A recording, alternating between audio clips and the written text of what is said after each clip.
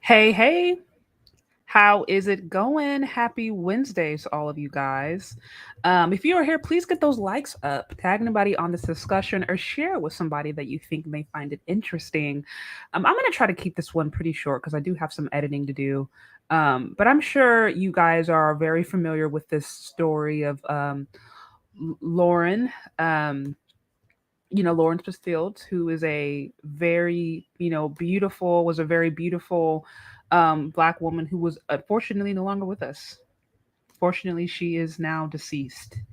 It's been crazy. It's been a crazy story to watch. And, I wanted to touch upon this because I think this story, how it's uncovering, how it's unfolding, how it's being handled, that there's some lessons that we can learn from this, especially young women. So again, I'm just going to try to keep this short and to the point. But I do think it's worth me touching upon. So again, if you're here, please get those likes up. A shout out to Game Dreamer for being such a great moderator. um, so I want to bring up this article. She's been pretty much trending over the last few weeks. And what's one of the interesting things about this? Let me see if I can pull it up. One of the interesting things about this case is the way that it's been handled. So I'm gonna bring up one of the latest articles that I saw that's just kind of giving us a quick overview of where she's at, what's going on, the latest and the greatest, all that stuff. So of course she was trending all around. I saw, the Rolling Stone, CNN, I think NBC. I mean, a lot of these news sources have been talking about her. So I'm just going to go over this article that gives us a quick recap of, where we're at now, and then I'm going to get into it. So it says, okay, here's what we know about the death of Lauren Smith Fields. This was posted earlier today. It looks like 3:22 p.m. It says on December 12th, 2021, a 23-year-old black woman named Lauren Smith Fields was found dead in her apartment in Bridgeport, Connecticut, after a Bumble date. In the month and a half since her death, her family has insisted that her case was not taken seriously, and police bundled the investigation. This week, her death was ruled an accidental overdose.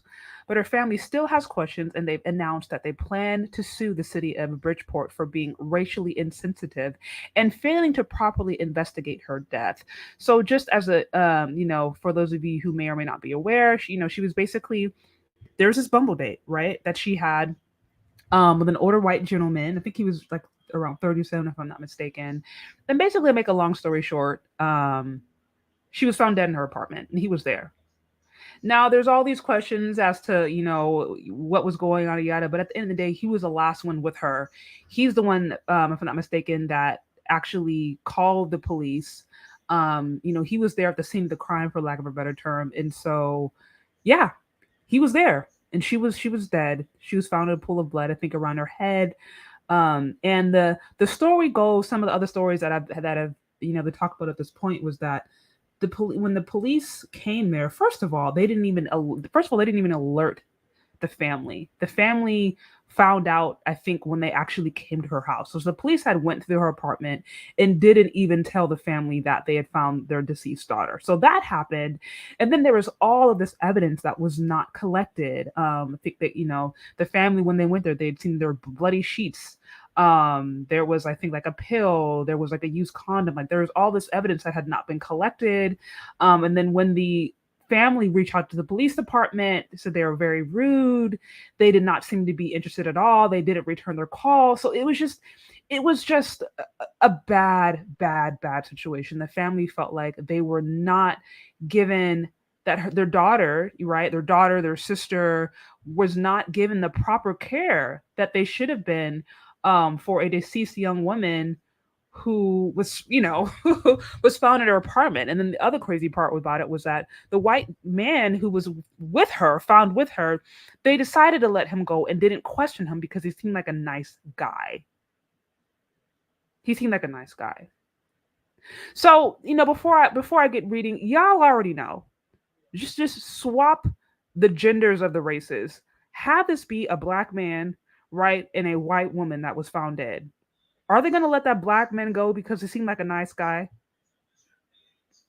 like you already know the answer to that question. So most definitely, we already know out the gate that there's some racial. Unfortunately, there's some racism going on here, y'all. Because ain't no way a black man or any non-white person, for that instance, is being found in a situation where a woman is dead, and they're getting off scot free saying, "Oh, you're a nice guy." That I mean, that's just not happening. So, but this is the different thing that happened, and the family felt like, "Hey, y'all have not been taking you have not been taking this case seriously." So that's kind of where we're at. Anyways, so okay, let me keep on reading.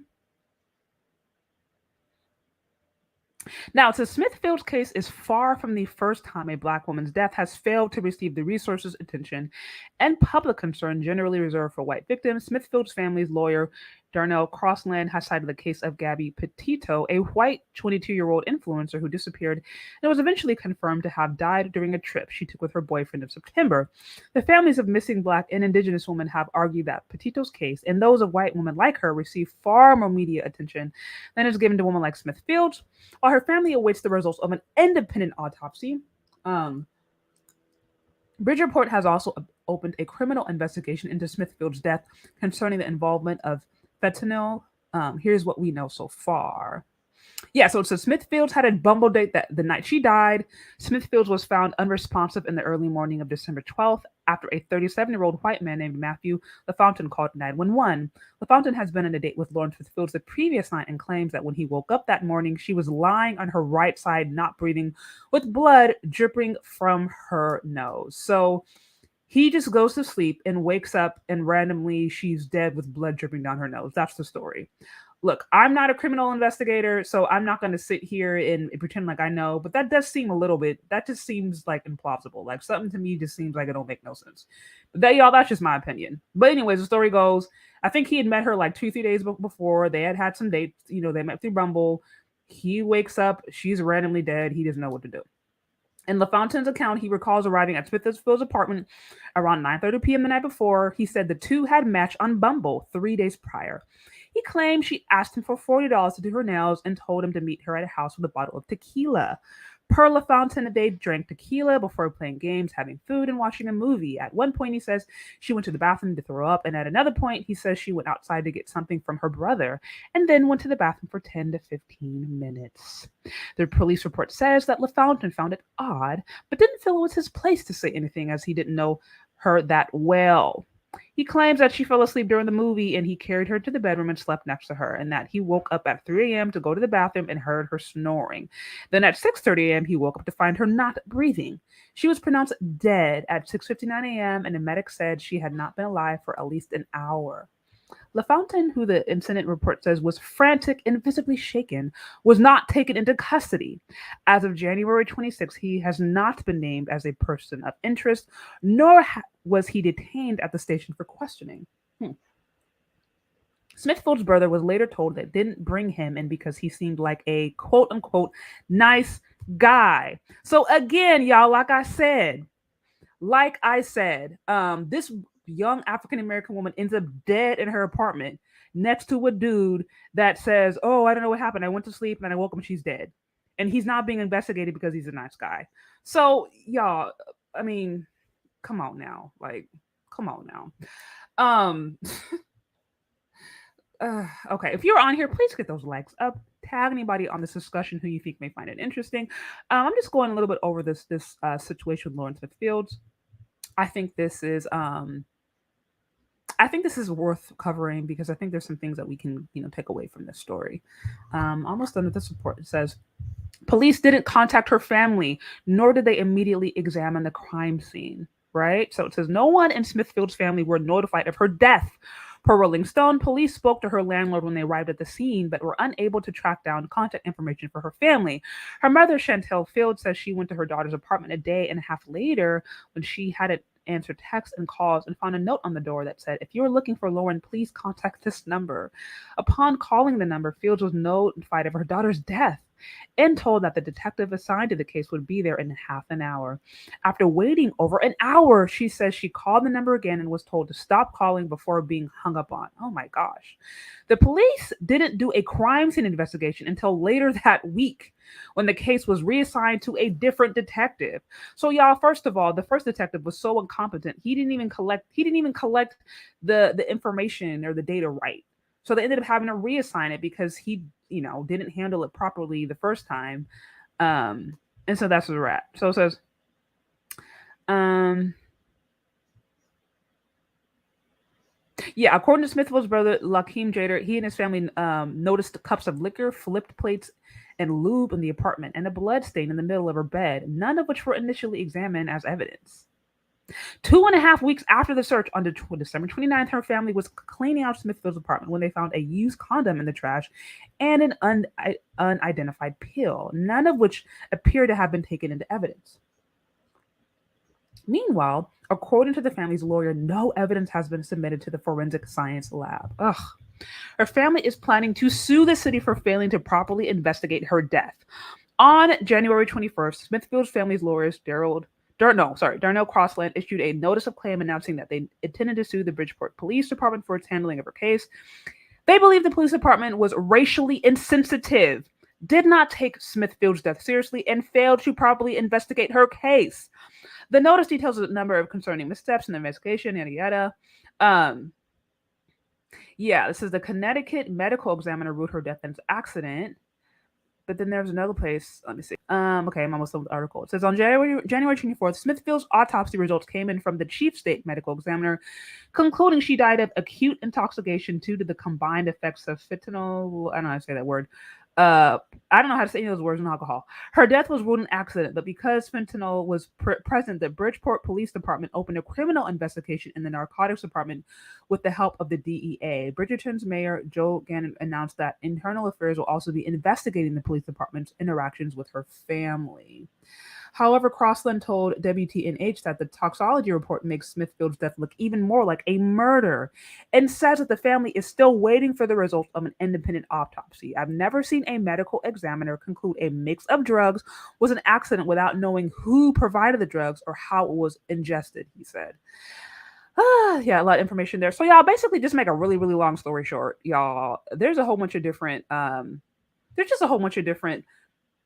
this BS going on here. Her case is not being handled properly. It is not being handled in a way that is it's not being handled in a way that is, I guess, consistent with like best practices in any way, shape, or form. I mean, it was been mishandled from the start all the way to the finish. Everything from just the police officers, them not collecting the right evidence, them not even notifying the family, then them being unresponsive to the family, coming in, days, weeks later to even finally do a criminal investigation of the place, not collecting all of the evidence. Like it just seems like they were just trying to put this thing on the back burner. And here is the thing, y'all. Unfortunately, this is not the first time. I mean, I feel like every single year there's some African American man and or woman that's in the news for some case being mishandled from the police, in some case not being taken seriously. So unfortunately, I think we as black folks, many of us as black folks, we're just so used to seeing this, like we don't even bat an eye anymore. It's just kind of like, oh well, what's new? Like it doesn't even really move us. But at the end of the day, here's a young, beautiful black woman who is no longer with us. She was on a date and she's now dead, and she's been treated like she's just a number. So for me, I think that is really, really concerning. But here's another thing that I want to touch upon that I think is important. And if you're on here, please get those likes up, y'all. Please get those likes up. Here's another thing I think is worth noting. So now we don't know if this is for sure. We don't know if this is for sure. But at the end of the day, she had been in a few dates with a white man, and now she's dead. Period. We don't know why. We don't know if it was really because of a mix of drugs or because if it was due to foul play. But she is dead, and the white man that she was dating is not being put in investigation. Now, here's why this is important to me, because y'all already know. Y'all already know that there's all this propaganda going on out there talking about black women are safe when they are, when they're with other groups of men, when they are divested and they're leveling up their options with non-melanated folks. They're saying all this stuff, and I'm like, y'all, this just simply is not true. You can be unsafe with a black man, you can be unsafe with a white man, you can be unsafe with, if you're with a unhealthy man, with a dangerous man, you're with a dangerous man, period. That have nothing to do with the color of this person's skin. And here's the other thing that we can, I think, as women in general, we can just conveniently want to overlook. We I think, as women in particular, have the luxury sometimes of not living in reality, of not living in reality. What do I mean? Black men, especially darker skinned black men, like my husband, for example, he's a tall, dark skinned black man. So he doesn't have the reality of acting like racism doesn't exist or doesn't impact him because of what he experiences every day. Right? So he's fully aware of, like, yeah, when he's in situations, when he's in certain scenarios, he has to act accordingly.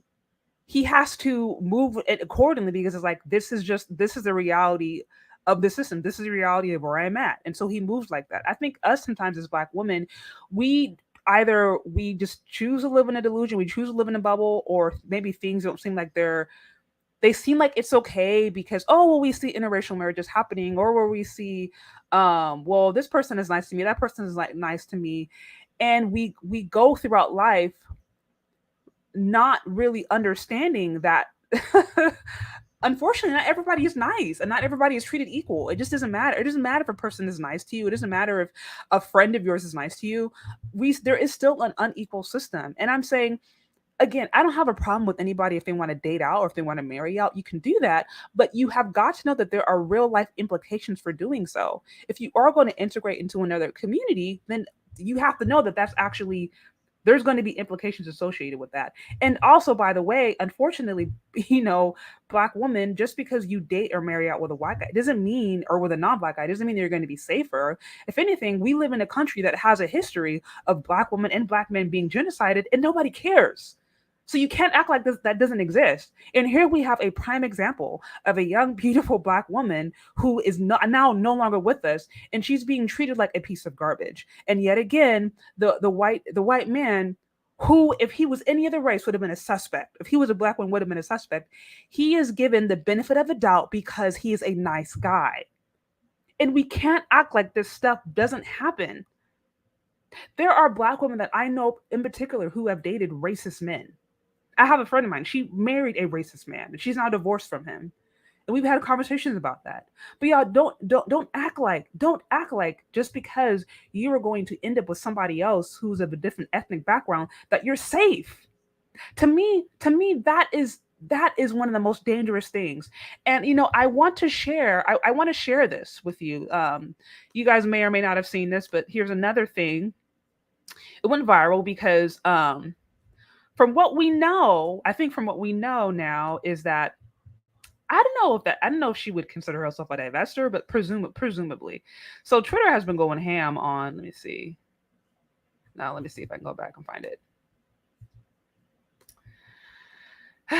So here's something from the late Lauren Smith Fields that she posted back in 2020. It says, "When I start dating white men, just know I tried my hardest with you coloreds," which coloreds, y'all already know that's low key like a derogatory term. So this is something that she responded to or retweeted. This me AF.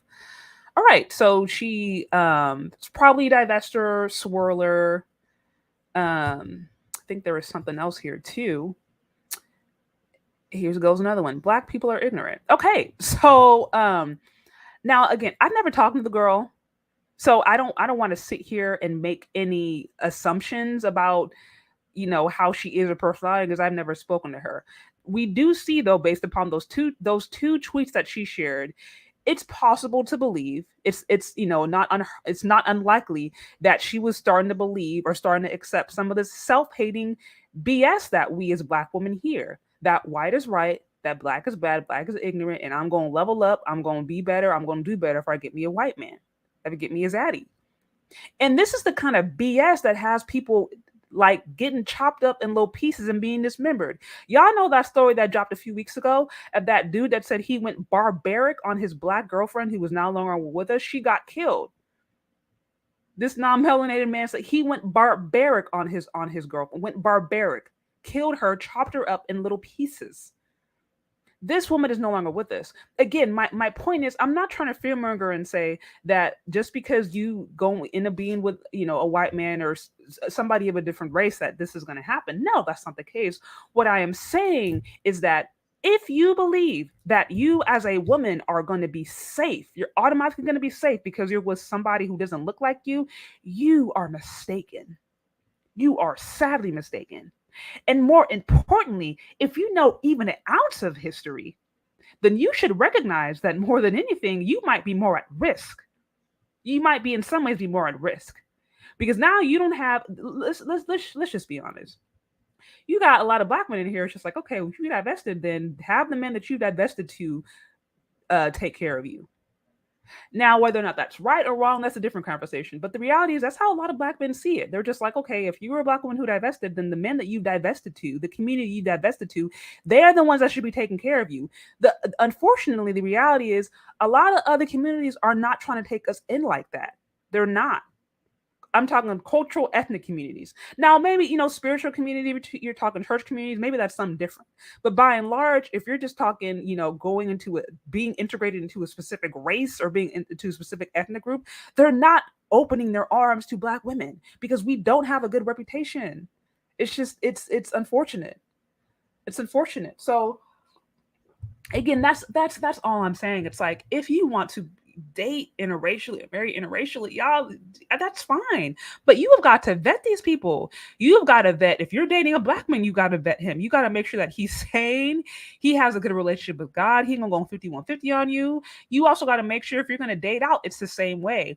But I don't know what it is. I don't know what it is about us ladies over here that we get into just some fantasy thinking that like these certain kind of men are just going to go take all the problems away, or just we're going to go, I don't know, be living in tulips and daisies, and I don't even know. It's like there's like some fantasy that goes on, and the issue with us promoting a fantasy or promoting a propaganda is that people's lives are at stake, and people end up buying into this stuff and getting hurt.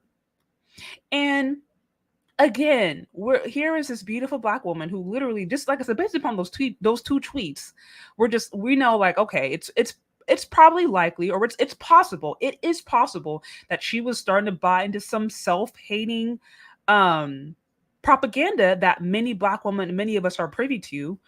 Or I don't know, maybe she think that she was safe because she was with a white guy? I don't know. Again, we can only speculate.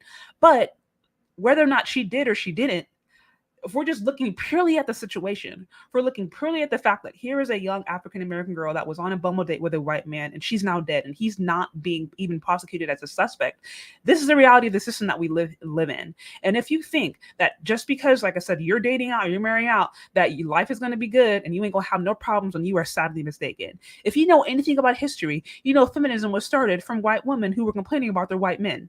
So don't, like I said, do not vet the character of the person.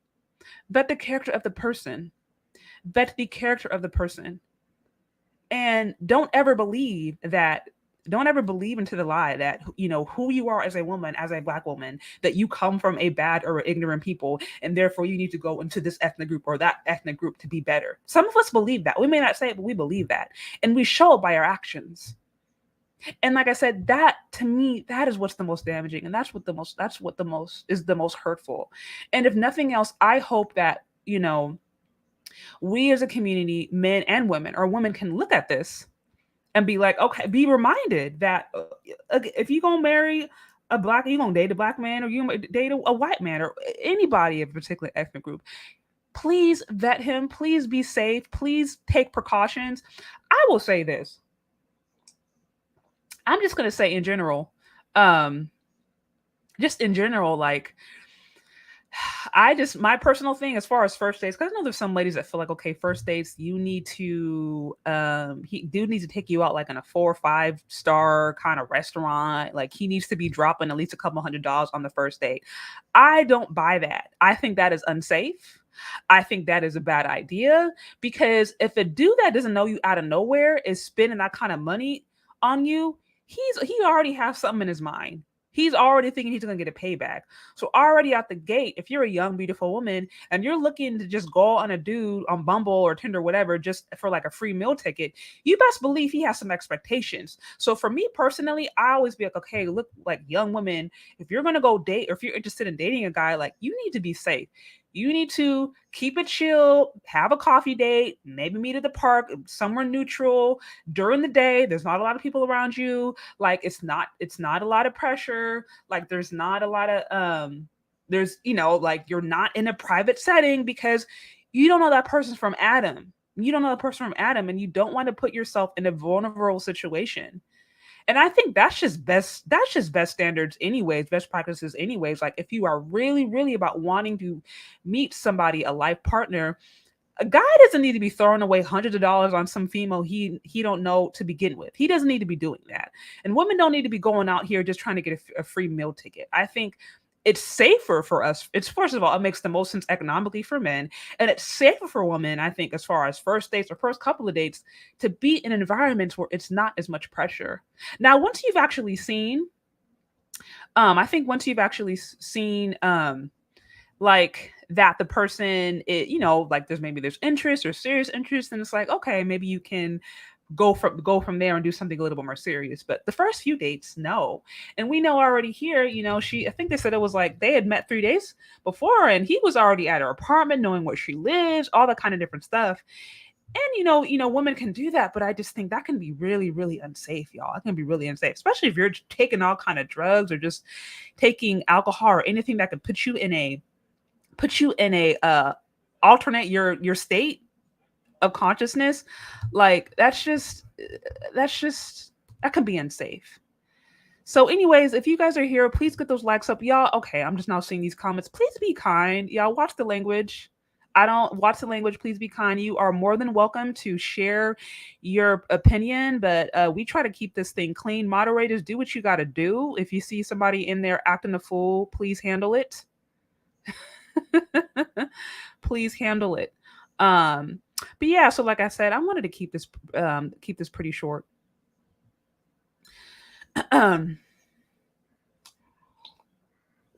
I see. Yeah, I thought Kevin Samuel said sleep with men by the third date. Yeah, I do not recommend that. I don't recommend that.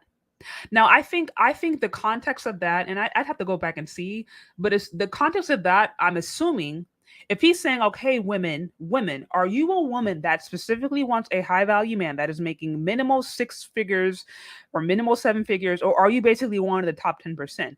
Based upon that, then he's giving those women probably the formula on here's how to do it.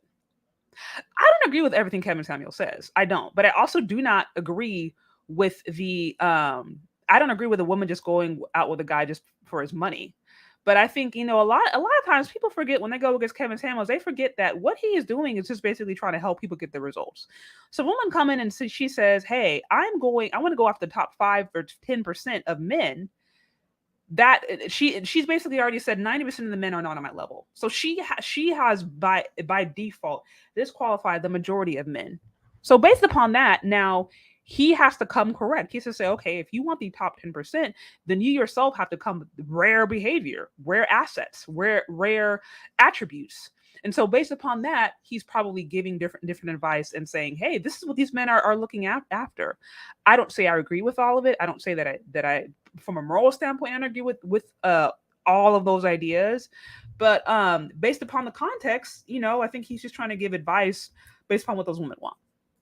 So, but again, so that's why you got to always take everything within the context of the conversation of what is being said. But anyways, yes, I hope that the family of the young lady, I do hope that they get closure. I pray just for all of them, the mom, the brothers, the father, that they do finally, they figure out what's happening. But that's what I'm saying, y'all. Ladies, at the end of the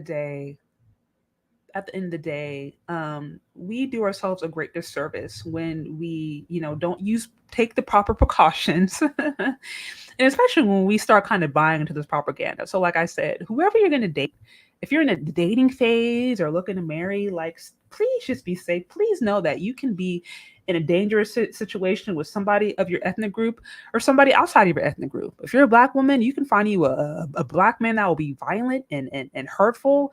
If you date out, you can still find you a man that's violent and hurtful. Because at the end of the day, if you are toxic or if you have some brokenness in you, or if you are attracted to bad results or to unhealthy people or attracted to chaos, it don't matter how the man looks. It doesn't matter what ethnicity. That spirit in you, that broken spirit in you, is going to latch onto that broken spirit in that other person. And again, I think that is so much. That's why it's so much more important to look beyond how the person is on the outside and to look beyond of just how they present and to really get to know who they are. So again, that's just what I wanted to talk about. And like I said, ladies, please be cautious. Again, if you want to get to know somebody, you're meeting somebody online, Bumble dates, meeting somebody via the internet. Since it seems like dating these days is like it's becoming less and less of it's like a lost art. Less people are actually dating. They're just meeting, through the internet, especially with the pandemic. And that's what I'm saying. With that, if you decide to do that, please be safe. Please be safe.